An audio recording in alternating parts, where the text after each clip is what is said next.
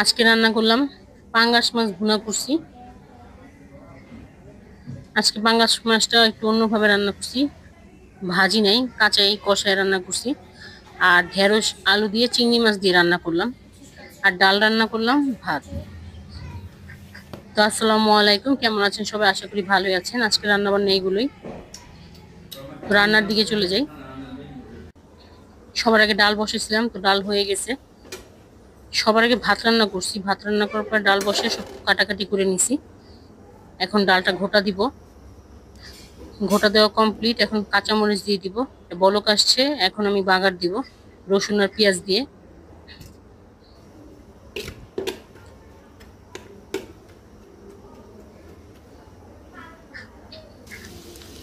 তো রসুন পেঁয়াজটা ভাজা হয়ে গেলে ডালের মধ্যে দিয়ে দিব।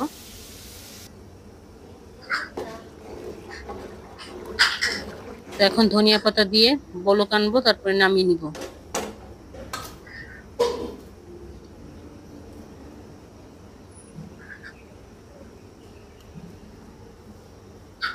আজকে ডাল চুলায় দিয়ে ইয়ার করছি, তো ডাল বলক এসে পড়ে গেছে, সাইডে লেগে গেছে, তো এই জন্য।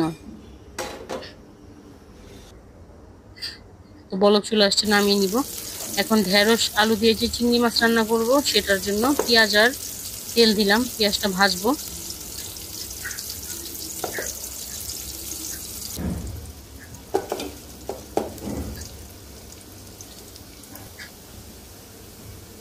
পেঁয়াজটা ভাজা হয়ে গেছে, এখন চিংড়ি মাছগুলো দিয়ে দিব।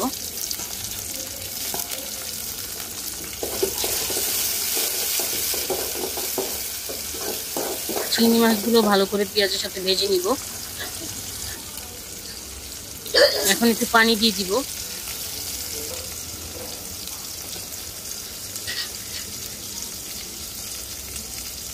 লবণ দিব, হলুদের গুঁড়া আর মরিচের গুঁড়া, বেসিক মশলা যেগুলো ওইগুলো দিয়ে দিব পরিমাণ মতো।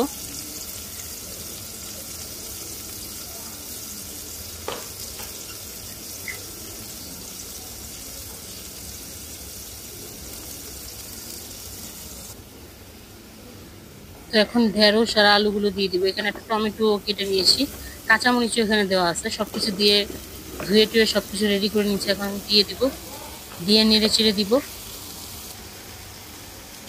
এরপর ঢেকে এটাকে কষাবো ভালো করে।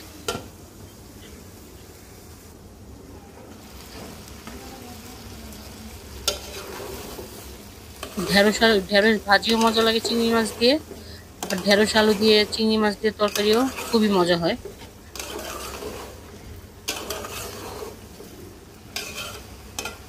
তো আবারও ঢাকনা উঠিয়ে নেড়ে চেড়ে দিলাম। তেল উঠা পর্যন্ত এটা কষাতে থাকবো।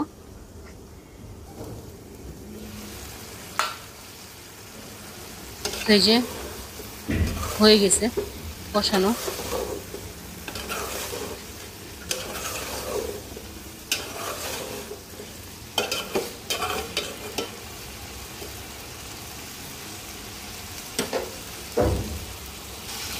এখন ঝোল দিয়ে দিব।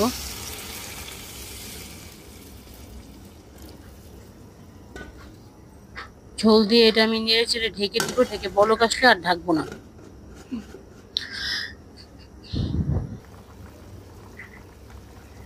বলক চলে আসছে, এখন এটাকে আমি ঢাকবো না, এইভাবেই মাখা মাখা করে নামিয়ে নিব।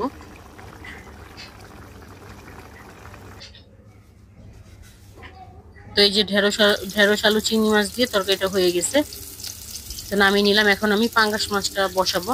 পেঁয়াজ আর তেল দিলাম। তো পাঙ্গাস মাছটা এই প্রথম আমি কাঁচা রান্না করতেছি।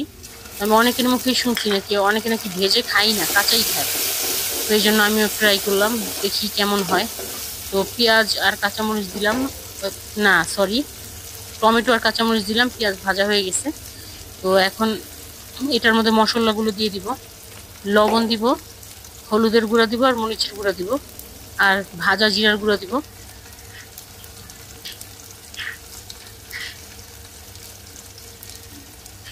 তো সবার মুখে শুনে যে কষায় রান্না করা যায়, আমি কখনো খাই নাই। তো শোনার পরে আমার অনেক ইচ্ছা করতেছিল যে আমিও কাঁচা পাঙ্গাস মাছ কষায় তারপরে খাবো। তো ভাজা জিরার গুঁড়া দিয়ে দিলাম। এখন একটু পানি দিব, পানি দিয়ে নেড়ে চেড়ে তারপরে বরফ চলে আসছে, এখন এটার মধ্যে মাছগুলো দিয়ে দিব। মাছগুলো আমি, এটা বড় মাছ, পাঙ্গাস মাছ, কিন্তু আমি একটু ছোট ছোট পিস করে নিছি, কারণ মশলা জানি একটু ভিতরে ঢুকে ভালো করে কষানো হয়, মানে এই জন্য আর কি।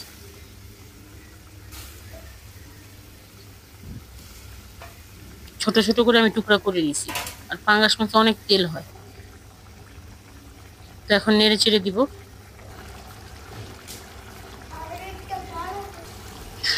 এখন এটাকে কষাবো ভালো করে।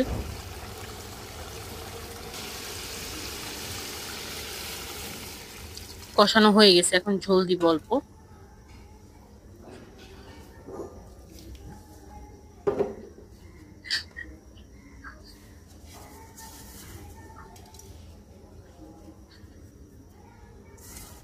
এখন আর একটু ভাজা জিরার গুঁড়া উপর থেকে দিয়ে দিব।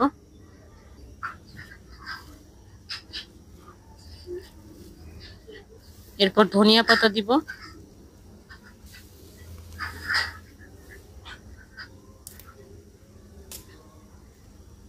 এরপর আমি 2টা লেবু পাতা ছিঁড়ে এটার মধ্যে দিয়ে দিব, তাহলে ভালো একটা সেন্ট আসবে।